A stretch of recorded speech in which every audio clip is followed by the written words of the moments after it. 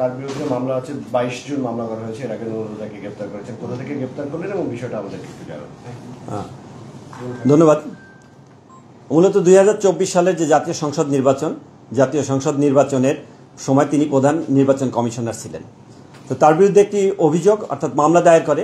মামলার অভিযোগে যেটা উল্লেখ আছে যে 2024 সালের নির্বাচনে তিনি সকল দল অর্থাৎ বিএনপি সহ অন্যান্য দলের নির্বাচনে অংশগ্রহণ না করা এবং সেক্ষেত্রে সুষ্ঠু পরিবেশ নিশ্চিত করতে না পারায় এবং শুধুমাত্র আওয়ামী লীগ এবং আওয়ামী লীগ সমর্থিত যে দামি ক্যান্ডিডেট এবং জাতীয় পার্টি এদের দিয়ে নির্বাচন করা, এমনকি নির্বাচনের দিনে ভোটের পরিসংখ্যান নিয়ে দ্বিচারিতা করা অর্থাৎ ভোটের পরিসংখ্যানগত যে বিশ্লেষণ সেটায় পরবর্তীতে মিথ্যা বানোয়ার তথ্য দেওয়া এবং তৎপরবর্তী যেটা যে সাংবিধানিক পথে থেকে সংবিধান লঙ্ঘন করে এবং আচরণবিধি লঙ্ঘন করে যে ভোটার যারা নির্বাচনে জয়ী হয়েছে মর্মে গেজেট প্রকাশ করা, এই ধরনের একটি ঘটনাকে কেন্দ্র করে তার বিরুদ্ধে মামলা হয়। যে মামলা সে 20 নম্বর আসামি।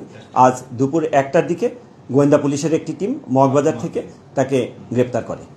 এই মামলায় কতজন আসামি আছে এটা একটু যদি আমাদেরকে জানান। এবং মগবাজার থেকে গ্রেপ্তার করেছে সেই জায়গাটা কি তার বাসা নাকি সে আত্মগোপন? না, এটি মূলত তার বাসা না, আমাদের কাছে গোপন তথ্য ছিল। গোপন তথ্যের ভিত্তিতে তার অবস্থান আমরা জানতে পারি যে মগবাজারে আছে। তৎপ্রেক্ষিতে আমরা সেখানে নজরদারি রাখি। নজরদারির এক পর্যায়ে আমরা যখন জানতে পারি তার অবস্থান সম্পর্কে নিশ্চিত হই, তখনই সেখান থেকে আমরা তাকে আমাদের হেফাজতে নিই। হ্যাঁ, এর আগে আসলে আমরা গুজবপুরিয়া জায়গাগুলো অনেক জায়গায় খবর পাচ্ছিলাম হাবিবুল্লাহকে গ্রেফতার করা হয়েছে। আপনারা মনে হয় আরো অভিযান করছিলেন বসুন্ধরা, একটু ওই ডিটেলসটা যদি বলতে তাকে ধরতে আসলে কি পরিমাণ দেখতে পারেন? গত যেদিন আর কি এই সংক্রান্তে একটা নিউজ আসে, ওদিনেও আমাদের অভিযান অব্যাহত ছিল, আমাদের তথ্য ছিল, আমরা অভিযান পরিচালনা করেছিলাম। বাট আমাদের তথ্য বিশ্লেষণে যথাস্থান আমরা না পাই সেদিন অভিযান আমাদের সার্থক হয়নি। তৎপরবর্তী আমরা আবার ফার্দার যে ইনফরমেশনগুলো কালেক্ট করার পরে আবার আমরা সেটা বিশ্লেষণ করে তার অবস্থান নিশ্চিত হয়ে আজকে আমরা গ্রেপ্তার করতে সক্ষম হই। হ্যাঁ, আমরা আসলে সেদিনের পর থেকে তার নম্বর সবই বন্ধ পাচ্ছি। তার বাসা আমরা জানি পরিবার ধরলেন মগবাজার থেকে, আবার বসুন্ধরায় গিয়েছিলেন।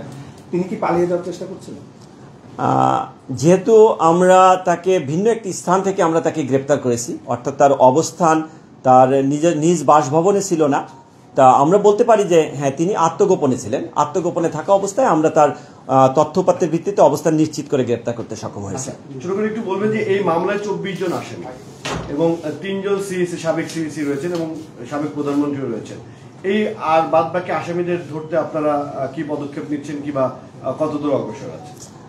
মূলত যেহেতু মামলা হয়েছে, মামলায় এখানে অভিযুক্ত হিসাবে যাদের নাম এসেছে তাদের সকলের ব্যাপারেই আমাদের গোয়েন্দা তৎপরতা আছে। তাদের ব্যাপারে আমরা কার্যক্রম অব্যাহত রেখেছি। তাদের অবস্থান শনাক্ত করতে পারলে আইনানুগভাবে আমরা পদক্ষেপ গ্রহণ করব।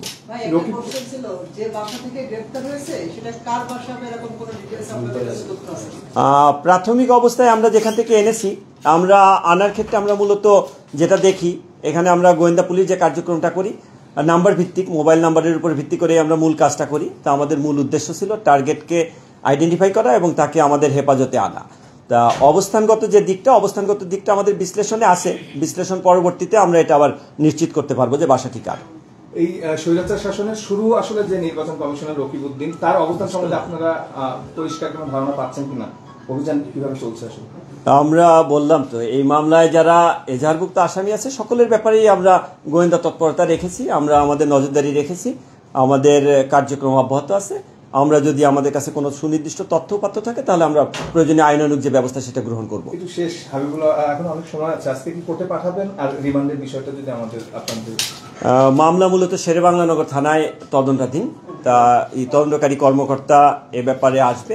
আর প্রথম অবস্থায় কাউকে গ্রেপ্তার পরবর্তী কিছু ইনিশিয়াল ম্যানেজমেন্ট থাকে, যে ম্যানেজমেন্টগুলোর মধ্যে তার মেডিকেল চেক আপ করা, আদার্স অন্য যে বিষয়গুলো থাকে, কিছু ডাটাবেজের কার্যক্রম থাকে, সেই কার্যক্রমগুলো যদি আমরা সমাপ্ত করতে পারি, তদন্তকারী কর্মকর্তা যদি মনে করে যে আজকে দিতে পারবে, তাহলে সেক্ষেত্রে হয়তো সেই ধরনের সিদ্ধান্ত আসতে পারে, না হলে আগামীকাল যাবে। ওকে, ধন্যবাদ, থ্যাংক ইউ।